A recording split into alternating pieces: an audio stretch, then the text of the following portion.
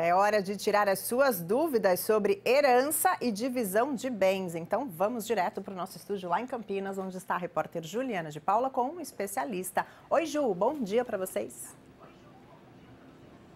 Oi, Ivan, bom dia a todos acompanhando o VTV da gente.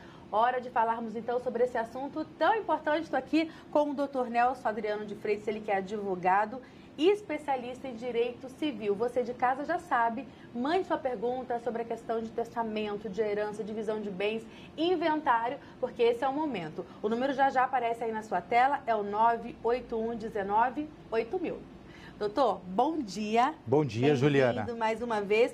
Tema polêmico, obrigado. Doutor? Sem dúvida, sem dúvida. O tema é polêmico, extremamente interessante e certamente de interesse de muitas pessoas. O senhor defende muito a questão do planejamento. Esse é o assunto que as pessoas, as famílias, não gostam muito de conversar. Vamos nos reunir aqui para falar sobre divisão de bens. Não é muito comum, mas o senhor defende essa questão do planejamento? Por quê? Sim, Juliana, eu defendo isto, sim, porque as pessoas precisam saber, precisam conhecer que, evidentemente, a lei prevê a existência do inventário, pode ser feito o inventário existe para isto. A lei prevê as formas de divisão dos bens por meio do inventário, mas as pessoas às vezes desconhecem que elas podem se planejar, elas podem se organizar com antecedência. Isto evita, evidentemente, um custo elevado, evita uma eventual discussão entre os herdeiros, dúvidas a respeito da divisão dos bens, eventual litígio depois, para saber quem vai ficar com um, quem vai ficar com outro bem. Então, é importante que as pessoas saibam que podem, com antecedência, promover, evidentemente, uma organização do seu patrimônio para depois não ter nenhuma dor de cabeça. Agora, doutor, quem que é considerado herdeiro?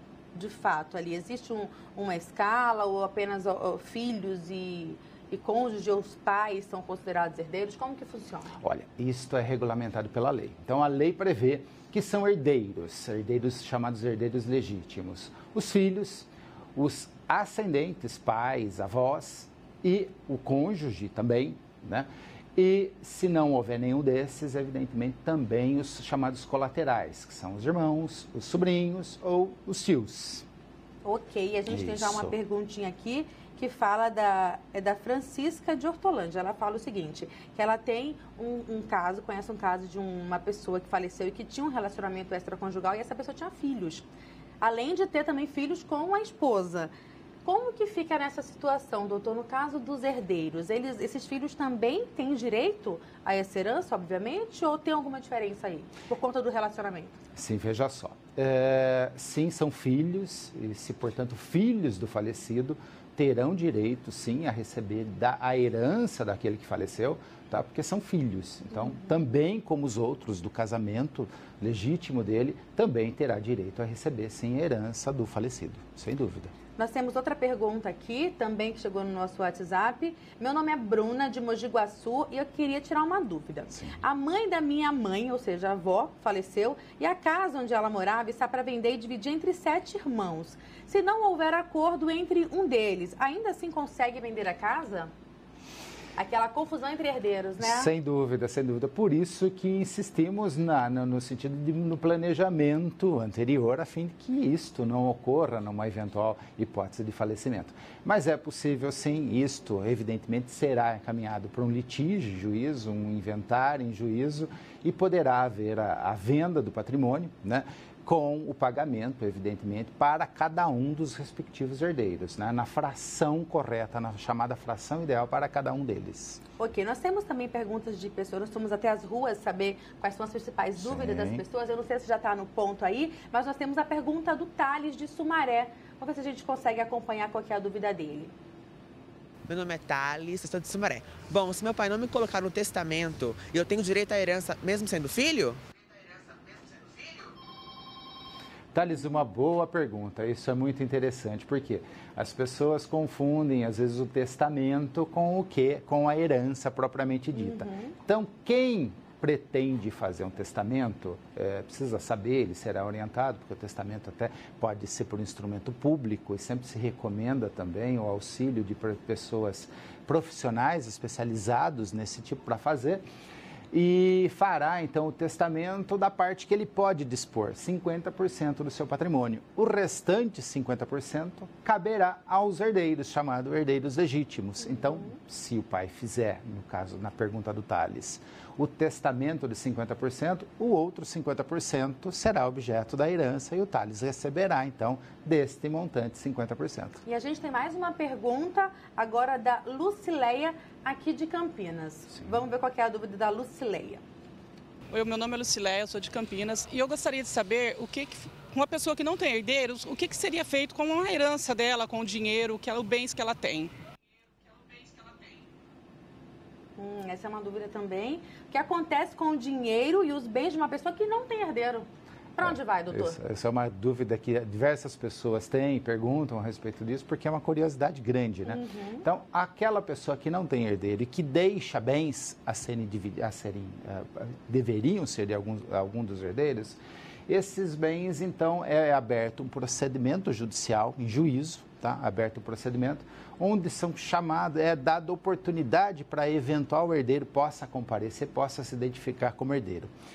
Se num determinado prazo ninguém comparecer, ninguém se manifestar, então, neste próprio procedimento judicial, esses bens são transferidos ao município. Tá? Então, o município é que vai receber esses bens em razão da ausência, aí na ausência comprovada, na ausência de herdeiros. Perfeito. A gente tem mais uma pergunta aqui. Você que ainda não mandou sua dúvida, sua pergunta, pode enviar para a gente no 981198000. E o Oswaldo Costa, de Praia Grande, perguntou pelo nosso Facebook. Existe herança para enteados pela nossa transmissão ao vivo que acontece no Facebook? Existe essa possibilidade, doutor? Herança para enteados? Olha, veja só. Na sequência que eu falei, quem deve receber, né? Então, os filhos, eventuais ascendentes, pais e avós, né? E colaterais, né? Então, o enteado, ele poderá receber, se houver, por exemplo, testamento, ele poderá receber parte dessa herança por meio do testamento, né? Ou na divisão, se não houver outro, ele poderá receber também. Ok, tem mais uma pergunta aqui do pessoal de casa, Michele de Indaiatuba. Ela fala que mora com o avô em um apartamento do programa Minha Casa Minha Vida e ele é proprietário do apartamento. Aí ela fala, eu e minha filha entramos como dependente dele. Caso ele venha a falecer, quem tem direito ao apartamento? Eu ou os filhos dele? No caso, os tios dela, né? Olha, ela vai entender que é criada como filha. Isso, exatamente. Aí é algo muito peculiar que tem que ser analisado a hipótese mesmo. Quando ela fala que é dependente, precisamos analisar qual a forma de dependência, como foi constituído isto, né? Então, a rigor poderia, mas há peculiaridades que devem ser cuidadas, são pontuais e que deve ser observada em cada um dos casos, sem dúvida nenhuma. Doutor, quando não há esse planejamento que o senhor tanto reforçou ao longo da nossa conversa aqui, e há o falecimento, existe então a hipótese do inventário, que acaba sendo um pouco mais complicado, mas hoje até o inventário é mais fácil de se fazer? O senhor estava me explicando que ele pode ser feito, não é feito somente em juízo? Veja só, o objetivo é que a pessoa consiga se organizar em vida, consiga planejar a sua sucessão, né? Mas, se não for possível isso, ela pode, o inventário existe para isso e hoje em dia também é possível o inventário extrajudicial, aquele inventário feito em cartório. Então, onde, evidentemente, que para tanto há necessidade de não haver testamento, há necessidade de não haver litígio, né? Discordância entre os herdeiros. Então, se houver concordância entre eles, pode ser feito sim um inventário extrajudicial em cartório, que é para ser menos moroso, é para sair rápido, tá? Não é para demorar, evidentemente, e havendo o recolhimento das custas e tudo necessário, pagamento dos impostos, em pouco tempo o inventário é finalizado. Então, é a vantagem de se fazer perante o cartório. Muito obrigada, doutor Nelson Adriano de Freitas, advogado especialista em Direito Civil, por esclarecer as nossas dúvidas. Muito obrigada e volte sempre. Eu que agradeço o convite, muito obrigado. Obrigada a você de casa também que participou. Vamos agora com você aí no estúdio de Santos. Obrigada, Ju, pelas informações e também ao doutor pela participação ao vivo aqui no VTV da gente. Uma boa tarde para vocês.